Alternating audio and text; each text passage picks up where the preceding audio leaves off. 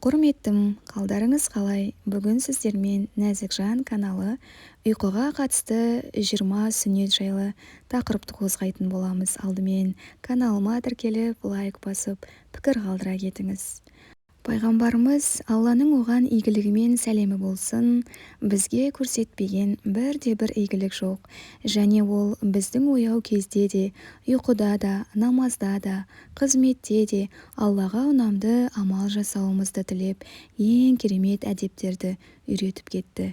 Мұсылман сондай бақытты пенде, ол ораза, намаз секілді құлшылықтармен ғана емес, күнделікті тұрмыста жасайтын әдеттері арқылы сауап теріп алады. Қалай дейсіз бе? Онда тыңдаңыз. Біріншісі, жақсы ниет жасау. Ұйқының негізгі мақсаты хайуан секілді нәпсіні қандыру емес, немесе сағат 10-ды көрсетсе болды ұйықтау керек деген қағида емес. Ұйқы адамның ертеңгі күні Алла разылығы үшін жасайтын істеріне тәнді тынықтырады. Алла Құранда: ал ұйқыларыңды тынығу еттік, әрі түнді жамылғы етіп жасадық, және күндізді тіршілік уақыты етіп жасадық деп түсіндіреді. Ол әрбір түн осы ниетті жаңартып отырса, түнде намазға тұрса да, тұрмаса да сауап алады. Екінші, жалғыз жатпау. Пайғамбарымыз Алланың оған игілігімен сәлемі болсын, адамды жалғыз сапар шегуден және жалғыз ұйықтаудан тыйған. Үшінші, ашық адамдарға көрінетін жерге ұйықтамау. Ұйықтаған кезде адам өзіне бақылау жасай алмайды. Ұйқыдағы адам байқамастан ұятты жағдайда тап болуы нәтижесін арына нұсқан келіп, айбаты кетеді, абыройы түседі. Төртінші, жүректі таза ұстау. Адам ұйқы алдында біреуге деген көре алмаушылық, жаман ой ұстамағаны абзал. Сол күнгі біреудің қастандығын ұмытып, кешіре білу, ол үшін дұға жасау мұсылманның ұйқы алдындағы тамаша әдептерінің бірі. Бесінші, қатты тойып ұйқыға жатпау. Ең алдымен бұл денсаулыққа өте зиян, сондай-ақ ұзақ және ауыр ұйқыға себеп болады, бас пен қарынды ауырлатады. Алтыншы, қолда тамақ иісі болса жуып жату. Алла елшісі, оған Алланың игілігімен сәлемі болсын, кімде-кім майлы жуылмаған қолмен ұйықтап, қандай да бір ауруға шалдықса, өзін ғана айыптасын деген. Жетінші, сүрме жағу. Пайғамбарымыз Алланың оған игілігімен сәлемі болсын, жатар алдында сүрме жағыңдар, себебі ол адамның жанарын ашады. Ибн Мәжахтың жинағында: сүрмені қолданыңыздар, ол көздің көру қабілетін жақсартады делінген. Сондай-ақ сүрме шаштың өсуін жақсартады, көзді тазартады және көру қабілетін жақсартады деген хадис бар. Заманауи ғылым сүрменің көз саулығына пайдасы көптігін айқындады. Сегізінші, дәрет алу. Дәрет мұсылманның шайтанның зиянынан аман болуы себеп болатын құлшылықтардың бірі. Тоғызыншы, белгілі бір Құран сүрелерін оқу. Хадистерде Алла елшісінің, оған Алланың игілігімен сәлемі болсын, жатарда сәжде, мүлк, Исра, Зумар сүрелерін оқығандығы айтылады. Оныншы, үтір намазын оқу. Бұл түннің соңғы бөлігінде тұра алмай қалудан қорыққандар үшін. Әбу Хурайра, оған Алла разы болсын, баяндайды: сүйікті пайғамбар, Алланың оған игілігімен сәлемі болсын, маған 3 нәрсені өсиет етті. Әр айдың 3 күнінде ораза ұстау, 2 рәкат дұха намазын оқу, ұйықтамас бұрын үтір намазын оқу. 11-ші, тәубә жасау. Ешкім өзінің қашан қайтыс болатынын білмейді. Ұйқысынан мүлде оянбай қалса ше, ал тәубә етушінің күнәлары кешіріледі. 12-ші, мүмкіндігінше ерте жату. Абу Барза, оған Алла разы болсын, пайғамбардың, оған Алланың игілігімен сәлемі болсын, құптан намазға дейінгі ұйқыны және құптан намазынан кейінгі бос сөздерді ұнатпағандығын айтады. Ерте ұйықтаса тынығып, ертеңгі күні құлшылығын, жұмысын дұрыс атқарады, сергек болып, көңіл күйі көтеріңкі болып жүреді.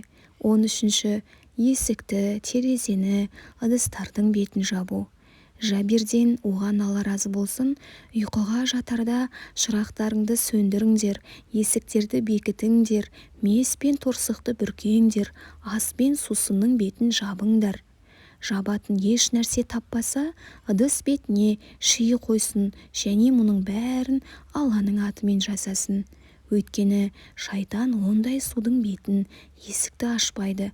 Басқа хадистерде ұйқыға жатарда үйлеріңде жағулы от қалдырмаңдар, от сендердің жауларың, сондықтан өздеріңді қорғау үшін ұйқы алдында сөндіріңдер делінген.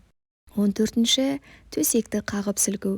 Әбу Хурайрадан: егер сендердің біреуің ұйқыға жатқыларың келсе, киімінің ішкі жағымен төсегін қағып сілкісін де бисмилля деп айтсын.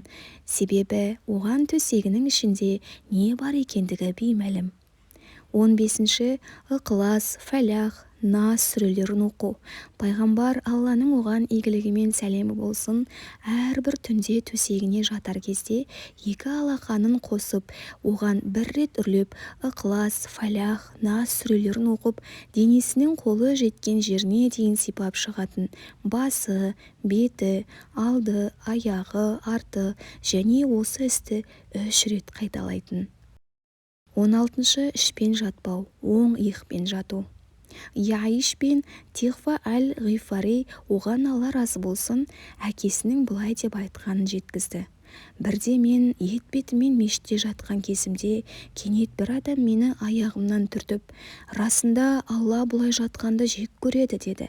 Мен жоғары қарасам, ол адам Алла елшісі, оған Алланың игілігі мен сәлемі болсын. Басқа хадисте бұл тозақтардың жатысы делінген. Бұлай жату ебеге, жүрекке кері әсер болады, тіпті адам өлімінің себебі болуы мүмкін. 17. Оң жақпен жату.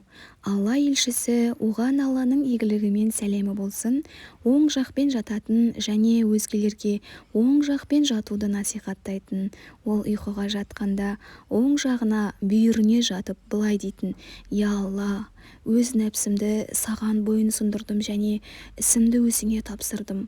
Әрі жүзімді саған қараттым және сенің сауабыңды үміт етіп, әрі азабыңнан қорқып, саған арқа сүйедім. Сенен қашып өзгеден пана табуы мүмкін емес. Тек саған қашып, өзіңнен ғана пана тілейміз. Түсірген кітабыңа, әрі жіберген пайғамбарыңа иман келтірдім. Ұйқыдан шошып оянғанда, түнде жаман түс көріп шошып оянған адам сол жағына 3 рет сүфлейді.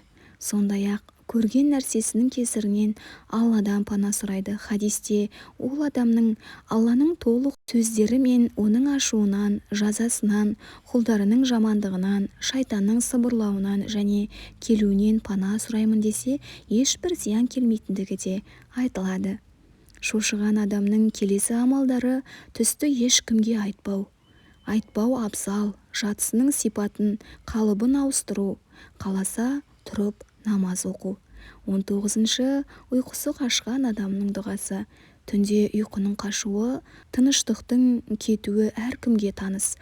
Мұндай кезде де Аллаға дұға жасау керек. Зайд ибн Сайд, оған Алла разы болсын, былай деген: Алла елшісіне, оған Алланың игілігі мен сәлемі болсын, ұйқысыздығыма шағымдандым. Ол кісі: Я Раббым, жұлдыздар батты, көздер тынышталды, сен тірісің, басқарушысың, сені қалғу да, ұйқы да баспайды. Әй тірі әрі басқарушы болған Алла, түнімді тыныш қыл, көзіме ұйқы бер. 20. Зікірлерді, дұғаларды ұмытпау. Себебі Алла елшісі, оған Алланың игілігі мен сәлемі болсын, Алланы еске алмай ұйықтаған адамды Алла жазалауы мүмкін деген болатын. Аятул Курсіні Аллаху ля иляха илля хуал хайюл хайюм дегеннен аяттың аяғына дейін оқыған адамға Алла тарапынан бір қорғаушы қасында болып, таң атқанша шайтан еш жақындай алмайды.